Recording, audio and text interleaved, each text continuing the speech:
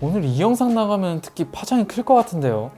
대한민국 아빠들의 현실적인 드림카라는 별명을 가진 만큼 이런 문제가 있으면 더더욱 안 되죠.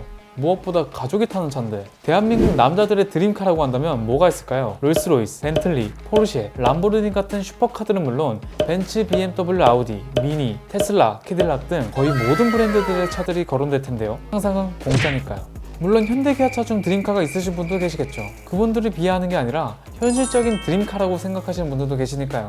저도 옛날에 진짜 모닝이라도 있으면 좋겠다고 노래를 불렀으니까요. 아무튼 그렇다면 대한민국 아빠들의 현실적인 드림카라고 불리는 차 뭐가 있을 것 같아요, 피디님? 포르쉐 많으신가봐요. 뭐 이것도 사람마다 다르겠지만 대표적으로는 그랜저, 카니발 등이 있는데요.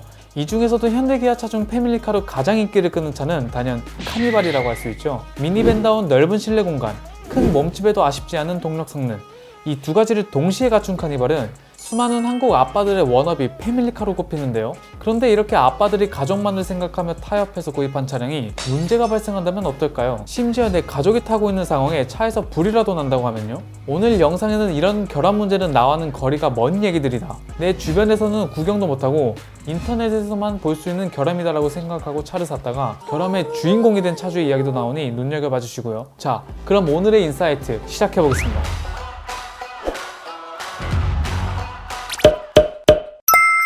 대한민국 판매량 1위, 국민차 그랜저의 자리를 빼앗은 건 기아의 K8도, 제네시스 G80도 아닌 기아의 베스트셀링 미니밴, 카니발인데요. 지난 3월 카니발은 9,520대를 팔며 9,217대를 판 그랜저보다 303대를 더 팔며 포터를 제외하면 국산차 판매 순위 1등을 차지한 건데요.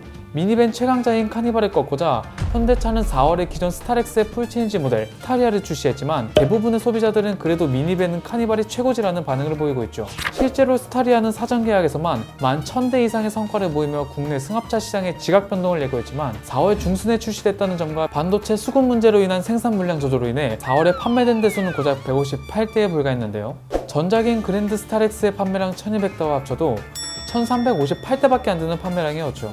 하지만 같은 기간 카니발의 판매량은 8,670대로 6배가 넘는 판매량을 보여줬는데요. 그만큼 카니발은 국내 자동차 시장에서 영향력이 대단한 차라고 할 수 있죠. 그런데 최근 신형 카니발을 구매한 일부 차주들은 기아차를 산 걸 뼈저리게 후회한다, 다시는 기아차를 사지 않을 것이다 라는 반응을 보였는데요.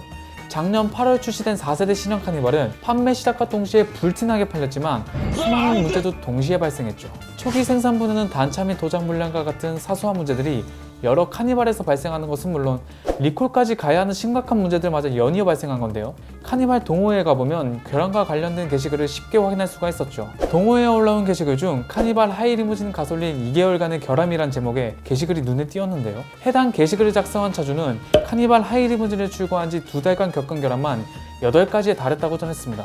차주는 자동차와 관계없는 일을 하지만 현기차를 타다 보면 하도 수리를 많이 해 자동차 박사가 되는 듯하고 전하기도 했죠. 또한 최근 동호회 회원들 사이에선 2.2 디젤 엔진을 탑재한 카니발 밸런스캡 부위에서 발생하는 누유 증상도 화제가 되고 있었습니다. 한 회원은 지금 카페 상황을 봐선 90% 확률로 문제가 되고 있다고 전하기도 했는데요. 이는 카니발뿐만 아니라 2.2 디젤 엔진을 사용하고 있는 소렌토나 산타페 같은 차량에서도 발견되고 있어 카니발에만 국한되는 문제가 아닌 2.2 디젤 엔진 자체에 문제가 있다는 의견이 지배적이죠. 2.2 디젤 엔진이 장착된 카니발에서 누유가 진행되는 부위는 엔진이 작동할 때 밸런스를 잡아주는 밸런스 캡 주변에서 누유 증상이 발생하는 거였는데요.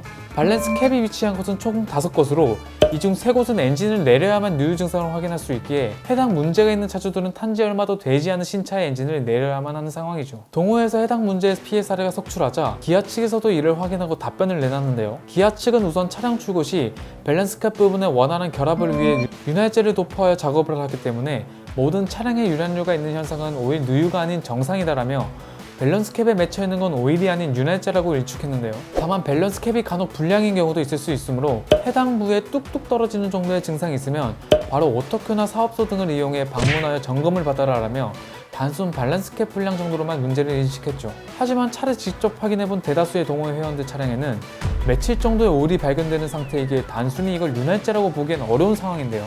답답한 마음에 서비스센터에 직접 전화를 해본 한 회원은 서비스센터 측으로부터 어이없는 답변을 들었다고 합니다. 서비스센터 측은 카니발 전체에 누유가 있을 거다라는 답변을 한 건데요. 현재로서는 딱히 방법이 없다, 탈수록 더 셀 거다라고 덧붙였습니다.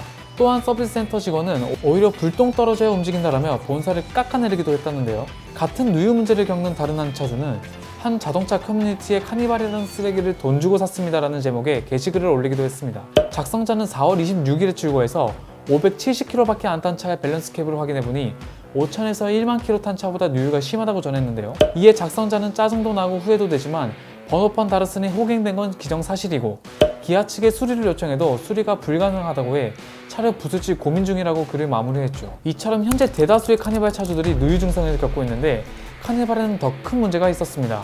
기아에서 2021년 2월 1일부터 2021년 4월 14일까지 생산한 4세대 카니발 2625대가 저압 연료 레일 관련해 리콜 대상에 포함된 건데요. 리콜에 해당된 차량의 규모는 작았지만 해당 차량에 발생할 수 있는 문제는 결코 가볍지 않았죠. 리콜 대상 차량은 연료 튜브 조립 설비 치구 변경 시 세팅 불량으로 연료 튜브가 손상되었을 수 있으므로 누유될 경우 지속 운행 시 화재가 발생할 가능성에 따른 리콜이었습니다.